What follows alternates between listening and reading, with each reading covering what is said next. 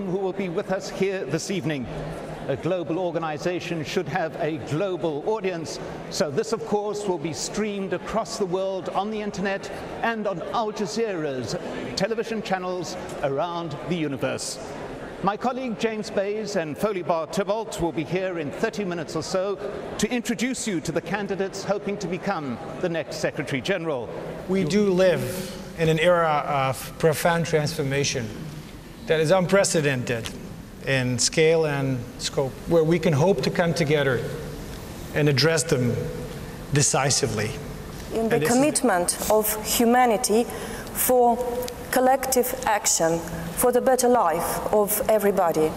And I'm absolutely convinced. And I think this is a very important question, because what happened over the past 20 years, I think that the criteria have actually been lowered like that. Thank you very much for that. We are now going to take another question from one of our distinguished guests here. And it's the same format as last time, but those who perhaps didn't catch the beginning of the last programme, we're going to hear from each of the candidates about their background. And Helen Clark, Administrator of the UN Development Programme and the former Prime Minister of New Zealand. It's not a poison challenge. There are many challenges the UN has to step up to. And they run across development, environment, human rights, humanitarian needs, peace and security. I know we've got the groundbreaking agendas for sustainable development and climate change, and we have to work to implement them as fast as we can. But I think where the UN is seen to be falling short is in the peace and security area. We have to get better at preventing conflict and resolving conflict. I believe the long-term answers lie in building the peaceful and inclusive societies which will talk their differences out and not fight them out. But in the short term, we have to get a lot better at anticipating those warning signs of what could spill over into serious human rights abuses and conflict. As Secretary General, in stepping up to these challenges, I would draw on my long experience of leadership and of having to make a lot of hard calls. And I do think I have the vision, the experience and the skills to lead this great organisation, founded in 1945, to have a better, fairer, safer world for all its people. Thank you.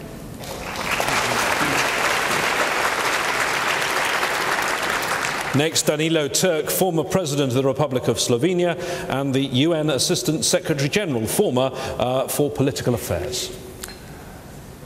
The world today needs a renovated United Nations. But in order to renovate the United Nations, we need experience, we need commitment, and we need vision. And I believe that in my 30 years of work with the United Nations, I have gained a great deal of experience in human rights, in dealing with political issues in the General Assembly and Security Council, and later as Assistant Secretary General for Political Affairs. The interesting thing is that in all this time, my commitment to the United Nations has only grown stronger.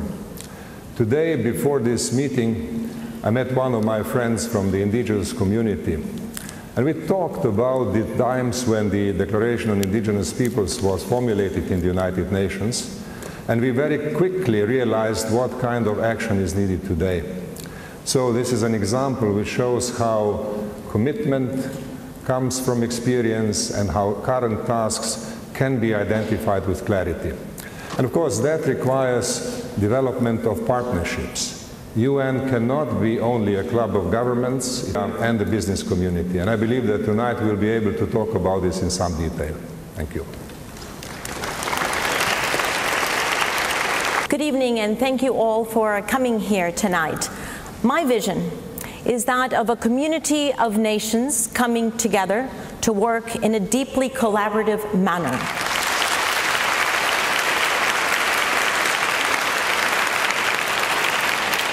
Igor Lukšić is the former Prime Minister of Montenegro. He was until recently also his country's foreign minister. Good evening, first of all, to all, and I have to say it's a great pleasure to be here tonight and take part in such a distinguished panel on such an important topic. First time so public, first time so open and transparent.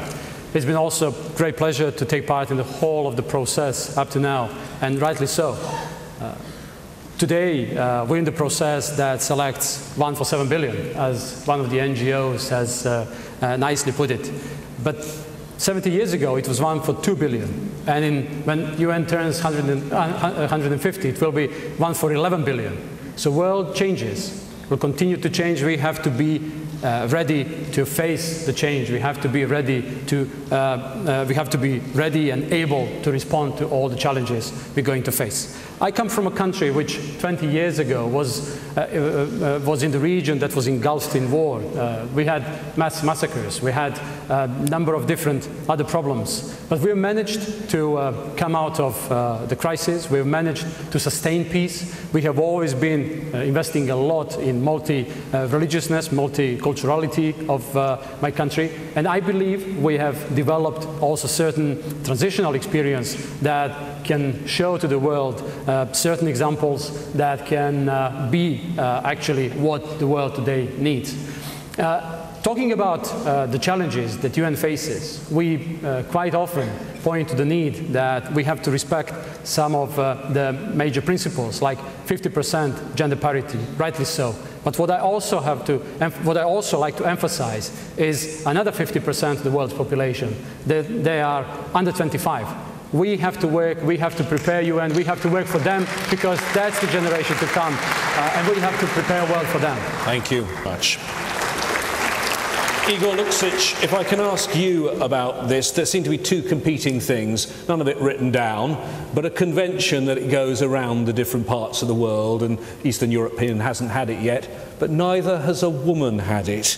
Why do you think, or do you think, after 70 years, it's time for a female Secretary General? A very difficult one to respond, because I cannot help it. I mean, first of all, I think it is all right that Eastern European group has the chance to offer candidates. Actually, I believe it will be okay if the smallest country from the Eastern European group actually enjoys having a Secretary General eventually selected. But I think this is, again, not so much about regional rotation. I think it is also about challenges we're facing in today's world. And even if there was no principle of regional whatever, I would be considering this possibility, because I believe that UN needs a new approach, needs something new. Humankind has always been in the situation to make hard choices, but we are living in a world which changes and which requires also difficult choices. And therefore, I think we need a different UN. But I also believe that our argument stands well, that Eastern European group should have a fair opportunity to offer candidates, and eventually somebody can be selected Secretary General. As Mr. Turk alluded to there, 3 of the most experienced diplomats in the world have tried to solve the Syria crisis and have failed so far. If you're selected as the next Secretary General of the United Nations, will you take charge of this crisis personally? Will you take the lead? Well, I think Secretary General has to take the lead. That's inevitable. I cannot imagine a Secretary General shunning problems. I think Secretary General must be proactive and facing, encountering problems. That's the only way it can be. That is what people expect. And maybe sometimes there's exaggeration, maybe sometimes there's too high expectations and so on. But I think that's what we need. We need more energy, we need more proactiveness, we need more interaction, and that's the only way it can go. I think lessons from problems, lessons from crises. We just cannot let it go on like this forever. One terrorist attack after another, and press statements expressing condolences and concerns. People are growing disillusioned, and then again, United Nations will lose both influence and people will lose interest in the United Nations. bringing Igor Luksic on this issue. Obviously, the Syria crisis is swelling the numbers, but we're seeing so many people moving around from country to country. This is something we're going to have to get used to forever now, aren't we? Well, I hope not forever, but people want to move to absolutely, and it's not. I mean, 65 million people are on the move, but there is a lot more people who want to resettle. And just imagine all of them. I think some research shows it's about 200 million people they want from economic reasons to resettle somewhere else. Technically, it may lead to the increase of GDP, world GDP, in the short run. In the long run, it would bring devastating polarization of income, as many skillful people would leave those developing countries. So that's a very important aspect we need to take into account, and that's why Sustainable Development Agenda also recognizes migration issues.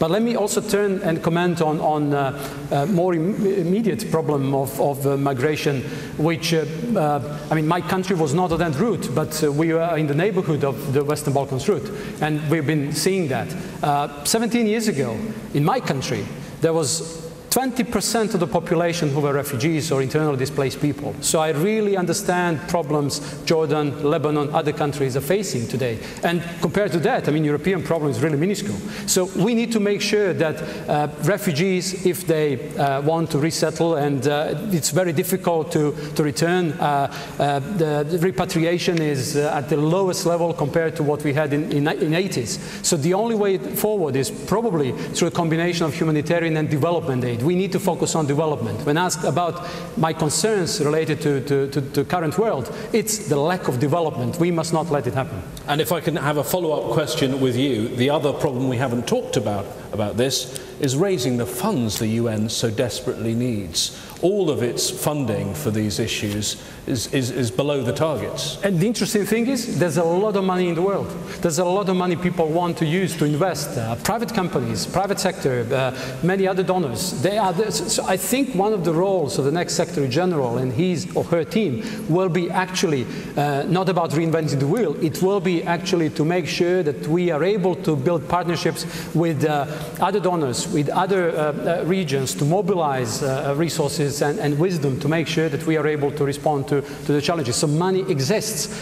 So we need to make sure that we are effective and convincing enough so that money is used for proper purpose. Thanks, Figueres, for that response. We're going to take a last question from one of the ambassadors here with us at the General Assembly today, and that's the ambassador of Indonesia to the United Nations, Mr. Jan Trase Jani. Thank you. Noting the many challenges that are facing the world today and the limited financial resources of the UN, as well as the expectation of members, what would be the most important initiatives that are innovative that you would like to implement in terms of the UN management reform? And do you think that the UN Secretariat is too large or is it too small? Thank you. Perhaps to Mr. Luksic. Thank you. Well, there are two principal actions I'd like to take in this field.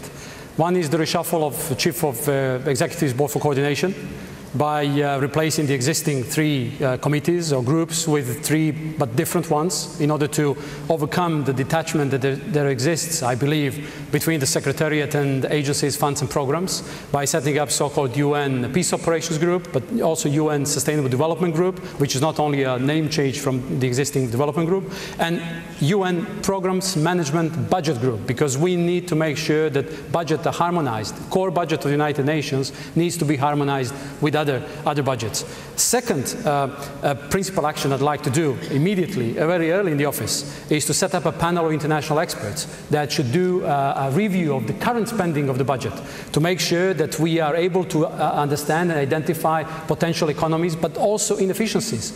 Look, it's been really striking to me to learn at a certain representation I attended that about 20% of the humanitarian aid funding has been inefficiently spent.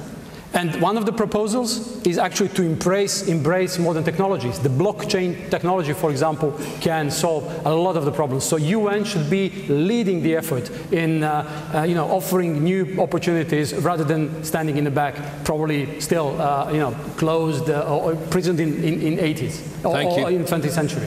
Thank you very much. If you can please give us your final thoughts.